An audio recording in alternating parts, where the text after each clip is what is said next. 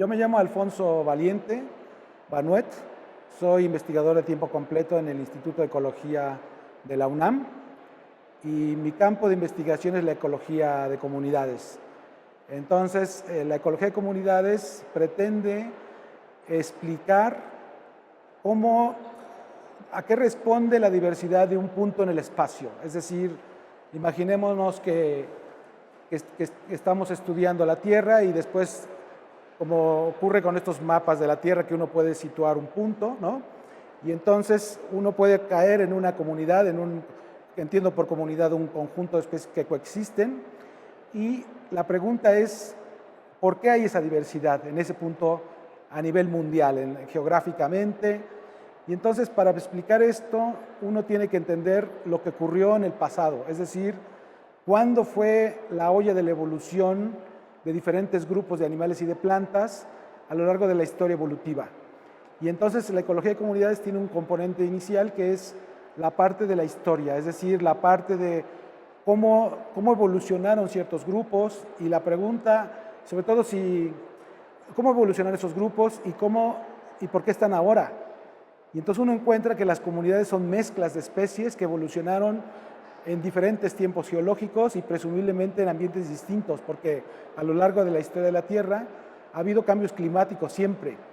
Y entonces antes había bosques exuberantes casi a la altura de Canadá, bosques tropicales como los que uno encuentra en el sureste mexicano. Esa vegetación llegaba tan al norte como casi el límite entre Estados Unidos y Canadá.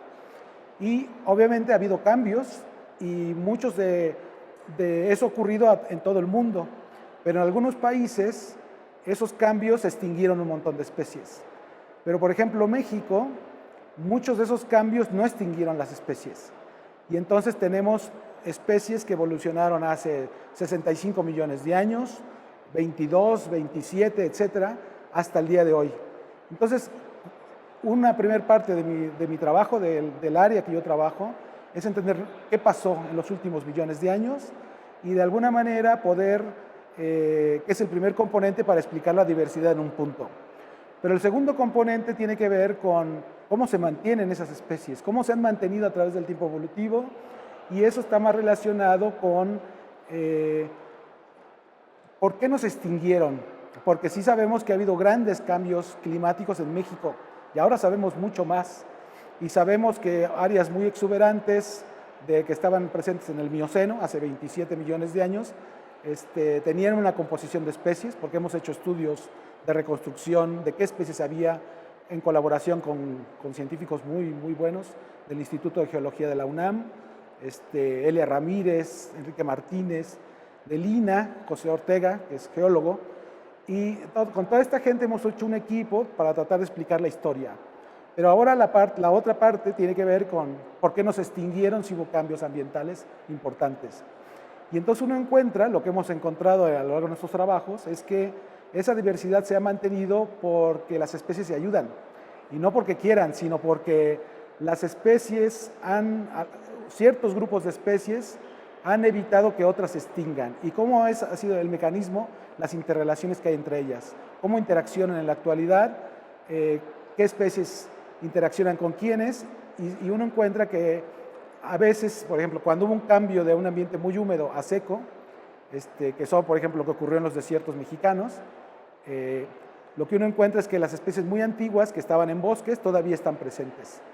Y la pregunta, bueno, lo que nosotros analizamos es que esas especies se han mantenido porque hay otras que les han protegido. Pues por eso explicaría por qué las plantas crecen asociadas a otras, como al abrigo, como al refugio.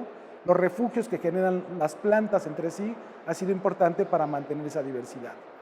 Entonces, la pregunta central es entender eso, o el reto fundamental es entender que esas interrelaciones, o el papel que esas interrelaciones ha tenido, tanto para explicar el mantenimiento a través de millones de años, porque México está lleno de mezclas de elementos muy antiguos con recientes, y por otro lado, en la actualidad, cómo se mantiene, cuáles son los mecanismos que permitan que esa diversidad, esa enorme diversidad biológica que tiene México, se mantenga a perpetuidad. Y entonces eso se conecta muy bien con el tema de la sostenibilidad. ¿Por qué? Porque la sostenibilidad implica el que haya manejo, que haya uso de recursos, y todos los recursos o muchos se usan. Somos un país de una enorme diversidad de plantas útiles, de animales que se comen, etcétera.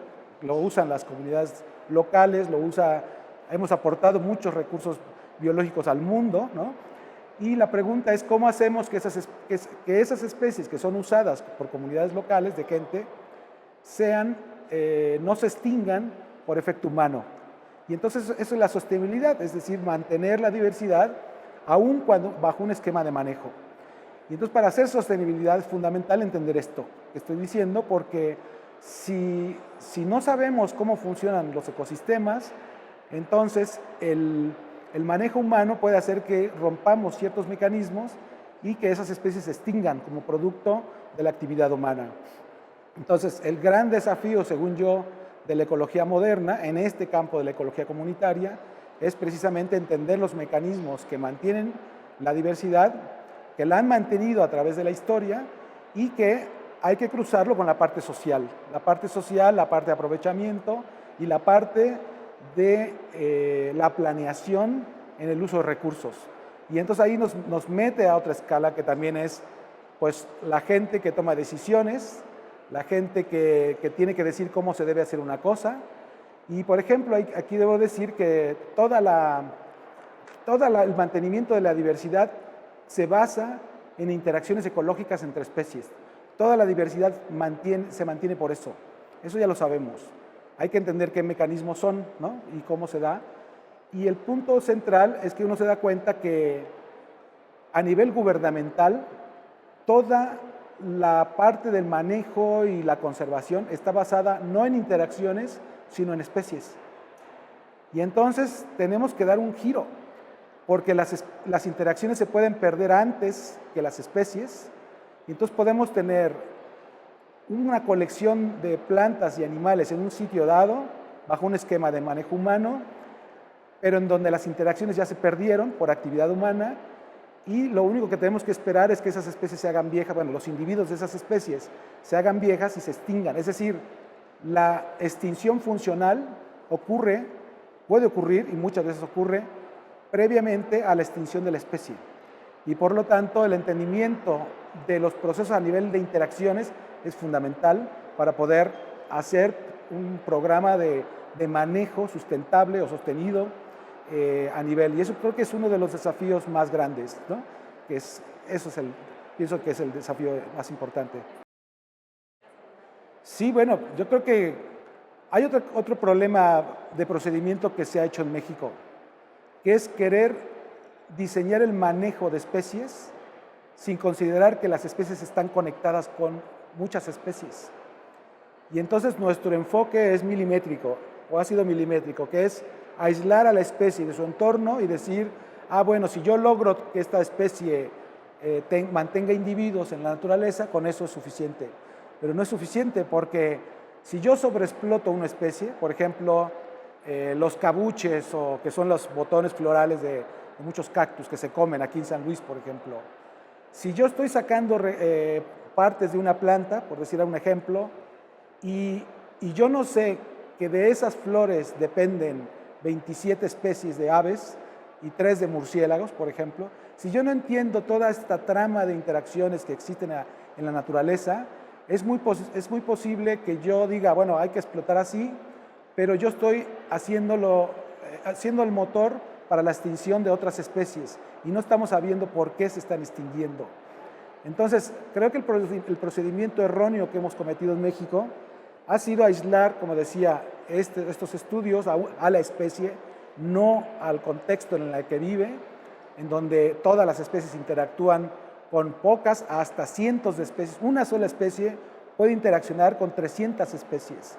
Si no entendemos esa trama de la vida, esa trama de interacciones, estaremos cometiendo errores, y las estamos haciendo y lo hemos hecho a lo largo de la historia de este país, aun cuando tenemos Secretaría de Medio Ambiente, etcétera, y que supuestamente se están tomando los pasos o se están tomando las medidas para evitar tener lo que le llaman cascadas de coextinción.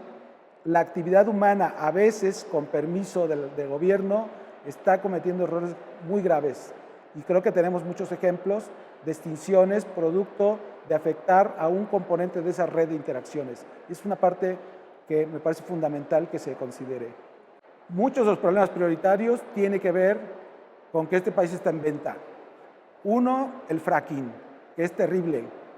La explotación, la minería es a cielo abierto, que son unas concesiones enormes que las han incentivado los últimos presidentes de este país de manera errónea y sin pensar en México. Y ahora estamos en un problema de destrucción. Y quizás el problema más importante es que se usan químicos tan nocivos, tan defectos en la salud a diferentes niveles, que el efecto de esos tóxicos, de esos compuestos químicos que se usan para extraer el oro, etcétera, hacen que el sistema quede completamente destruido. Y nada más por dar un ejemplo, uno puede ver los jales, que son los basureros de las minas de oro, de plata. Uno puede ver los jales en varias zonas que están desde la época de la colonia y no crece nada ahí. Entonces, el problema fundamental es que este país lo están destruyendo con permiso del gobierno y eso está comprometiendo nuestro futuro, nuestra sobrevivencia como mexicanos, el no tener un programa de desarrollo nacional que nos lleve a evitar este tipo de cosas y de ir en la planeación de lo que tenemos que hacer. Es un problema serio. Otros problemas, bueno, pues el aprovechamiento de recursos. Ahí yo lo pongo, estos dos primeros que dije son la ignominia, mal gobierno, no hay dirección y todo es la ganancia en el corto plazo. Y hay otras cosas que tienen que ver con cómo va a vivir la gente, cómo vive, qué productos explota, si están sobreexplotando recursos. Necesitamos entender, como decía hace un momento, si son especies vegetales o animales o de ambas, cómo están inmersas en una red de interrelaciones con otras especies, diseñar, entender primero cómo se mantienen, cómo subsisten en la naturaleza de manera natural y tratar de hacer programas, diseño con la gente, nos mete al aspecto social, pero finalmente nuestra prioridad, yo pienso, es, claro, la diversidad biológica con énfasis en el ser humano.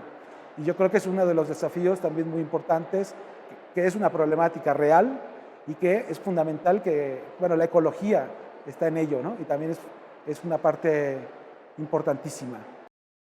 Todas, ciencias sociales, economistas, por ejemplo, los economistas tienen en este mundo globalizado, pues la economía es importante, entonces, claro que hay que entrar ahí. La parte social, que generalmente los ecólogos no es que no consideremos, sino que no es nuestra formación, pero sin duda es importante. El arte, porque también no solo de comida se nutre el hombre, sino también del arte. O sea, yo creo que todas las ramas del conocimiento tienen algo que decir en este proceso de poder diseñar y hacer de este país lo que es decir, mantener este país un país de enorme diversidad cultural, enorme diversidad biológica.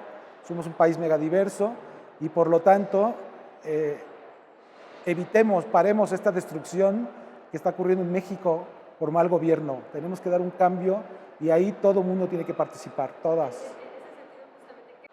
Bueno, es obvio que la gente de campo son los actores fundamentales. De hecho, uno trabaja mucho con esta gente, se trabaja mucho con la gente. Ellos son los dueños de la tierra, ¿no? Digo, es un legado de la Revolución Mexicana. Y esa gente es fundamental, esos sectores, trabajar con esos sectores. Yo en particular llevo muchos años trabajando con mucha gente, con diferentes poblados en diferentes partes de México, pues ese sector es importante. Pero como los problemas sociales son complejos por naturaleza, bueno, son complejos en naturaleza, pues obviamente necesitamos que participen gentes de diferentes ramas poniendo como meta fundamental hacer que este país mantenga su diversidad y que la gente viva mejor. Ese es el desafío. Y para eso todas las ramas del conocimiento son centrales. No hay ninguna que yo pueda decir que es más importante que otra, sino que son la conjunción de ideas y de especialistas en diferentes campos lo que nos puede llevar a hacer un planteamiento de programación del uso de los recursos, de una estrategia nacional de a de veras, no como las que hemos oído durante sexenios, una estrategia realmente efectiva pensando en el conocimiento biológico, cultural, etcétera, de diferentes tipos y de todas las ramas del conocimiento. Creo que eso es lo que hay que hacer. Bueno, a nivel de instituciones, por ejemplo, a ver si pienso en instituciones de investigación en México. Debo decir que la investigación es la actividad más vigilada. Tenemos evaluaciones todos los años, estamos inmersos en el Sistema Nacional de Investigadores, los sistemas de estímulos y todo el proceso es que el académico produzca lo que tiene que producir, es decir, artículos, libros, que siempre esté produciendo. Pero también ese sistema nos mete una dinámica de que todo el tiempo estamos muy preocupados por mantener la producción, porque si no, no podemos mantenerlos con esos sistemas de estímulos, porque es fundamental para la subsistencia de la investigación también, ¿no? Pero creo que también el sistema ha favorecido el que los investigadores sean independientes, es decir, que no se promueva la interrelación entre ramas de conocimiento. Y eso es algo que tiene que cambiar en México. Tiene que cambiar a nivel de los centros de investigación.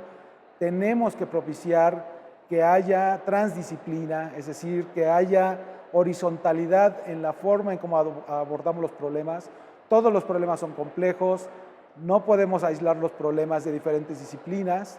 Eso es algo que ya se sabe, pero que en la práctica no se está abordando porque hay limitaciones estructurales de los centros de investigación que nos llevan a que seamos más tratar de que seamos más independientes o más, no sé si la palabra sea independentistas, en donde no se promueve esa transdisciplina. Y eso es algo que tiene que cambiar definitivamente porque no pareciera, a veces cuando uno hace un artículo entre varios, como que no pesa tanto porque dice, no, este no es primer autor o no es autor de correspondencia, está con varios autores, ¿no? Y me parece que entonces ya la evaluación ya no se ve tan buena, digamos, cuando lo que debería de propiciarse es que los artículos científicos, el trabajo académico en las instituciones sea transdisciplinario y que sean artículos, claro, con todo el mundo participando. Digo, no se trata de que yo te pongo porque eres mi amigo, no. Me refiero a que somos científicos serios que estamos tratando de generar conocimiento y que el conocimiento por definición es complejo. Y por tanto, eso implica la transdisciplina, la interacción entre campos, y creo que eso es algo que las instituciones en los sistemas de evaluación académica deben de considerar. Eso es algo que tiene que ser ya. Bueno, a mí me parece una pregunta interesante, ¿no? Primero porque yo creo que mucho de la ciencia en la ecología es muy cartesiana, es muy reduccionista. Y con eso quiero entender que queremos explicar que las respuestas, hay fenómenos de causalidad uno a uno, que siempre estamos tratando de asociar, por ejemplo, el cáncer a que a lo mejor tiene una sola causa, que es la genética, cuando muchas causas del cáncer son desde la alimentación, los hábitos, es decir, son problemas complejos que tienen un sinfín de causales y no es una sola causa, como es lo que asume el reduccionismo, siempre que hay un solo elemento que explica un fenómeno, sino que los fenómenos son multivariables, de muchas variables. Entonces, si uno quiere formar ecólogos,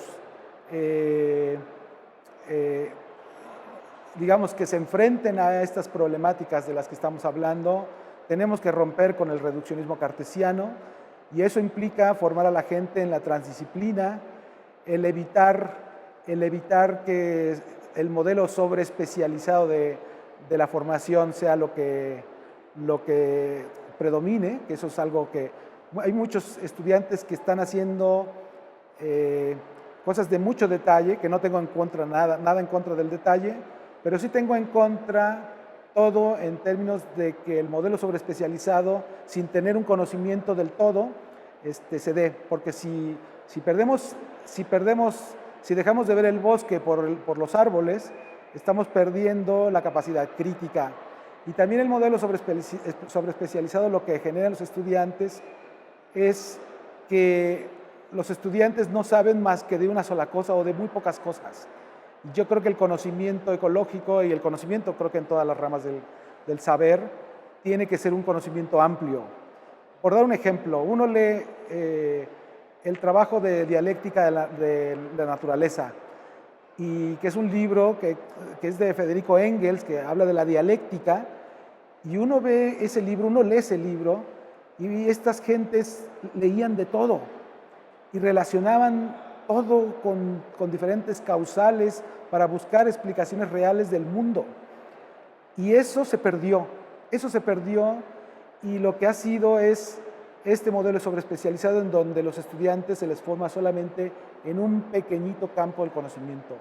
Pues tenemos que ampliar esos horizontes, insisto, la transdisciplina, la comunicación entre especialistas, la búsqueda de formas nuevas de hacer conocimiento en el plano de la complejidad, de las ciencias de la complejidad, que creo que esa es la estrategia que deberíamos de dar para adelante. Bueno, a ver, yo me dedico a la ecología porque de toda la vida me gustaron las plantas. Yo pensé en cuál era la carrera que estudiaba plantas. Y entonces me encontré que la biología era mi opción. Y después pues te das cuenta que las plantas y los animales no viven solos en la naturaleza, sino que interrelacionan. Y entonces pues uno se empieza a meter cada vez más cuando uno está en la carrera y te das cuenta que lo que te ayuda a explicar procesos de cómo crece una población, cómo se mantienen las especies en la naturaleza, pues tiene que ver con conocimiento ecológico. Y yo creo que por eso soy ecólogo, porque es entender cómo funciona el mundo, ¿no? Y el hombre es parte de ese mundo. Y entonces creo que inicia con las plantas, pero después entras a un mundo fascinante en donde la historia evolutiva importa, donde importa cómo se relacionan los individuos, de las especies, y entonces eso te lleva a la ecología. Y yo creo que por eso soy ecólogo. No creo que... A lo mejor es muy simple, pero por eso quizás, ¿no? Bueno, este es un trabajo fascinante, ¿no? Para mí es, sin duda, el haber estudiado biología para mí fue el mayor acierto de mi vida, ¿no? Y soy inmensamente feliz haciendo mi trabajo. Y tuve la ventaja de viajar por muchas partes del mundo, visitando laboratorios cuando era estudiante, y entonces ver diferentes campos de conocimiento como el conocimiento de la historia. Siempre me gustó la historia. Soy un gran fan del tema de la Revolución Mexicana y de Pancho Villa, ¿no? Los pocos héroes reales de este país. Y entonces uno ve que la historia nos define mucho, somos mucho de la historia. Y entonces luego llego a laboratorios en donde se estudiaba la historia, siempre de los últimos miles de años, el cuaternario, que yo empecé por ahí. Pero después se me abrió el mundo de lo que era el terciario, que son los últimos 65 millones de años, y entonces uno encuentra que los últimos 65 millones de años son la olla de la evolución de las plantas y de los animales que viven en México. Ahí evolucionó un montón de gente. Y entonces, bueno, digo gente, especies, ¿no? Y entonces te das cuenta que ese conocimiento es fundamental para entender mucho. Y entonces yo empecé a estudiar historia geológica, después trabajé con geofísicos y con geólogos, ¿no? Y después pues la parte de las interacciones, que también es como la parte, o sea, entrar a trabajar. Yo empecé estudiando cómo interrelacionan las plantas entre sí. No solo es competencia, porque esa es otra, ¿eh? En este mundo globalizado, el mundo es competitivo. Y perdónenme, pero el mundo real es de ayuda mutua. Ya lo decía Kropotkin hace muchos años, ¿no? El príncipe Kropotkin, un anarquista importantísimo, un teórico de que el mundo está gobernado por interacciones de ayuda mutua entre especies. Y esa es la regla. Entonces, a ver, que alguien me explique, por qué el mundo es de competencia. Y entonces esto también nos mete quizás a una parte filosófica muy, pero muy interesante, en donde nos damos cuenta que muchas sociedades y muchos grupos de animales y plantas han evolucionado por la ayuda mutua. Y entonces dices, a ver, nos han mentido y lo que predomina en el mundo es el apoyo la protocooperación, la cooperación entre especies, y las sociedades humanas también evolucionaron así. Entonces creo que tenemos que darle la vuelta a la hoja y empezar a cambiar el pensamiento para cambiar este mundo. Y creo que eso es.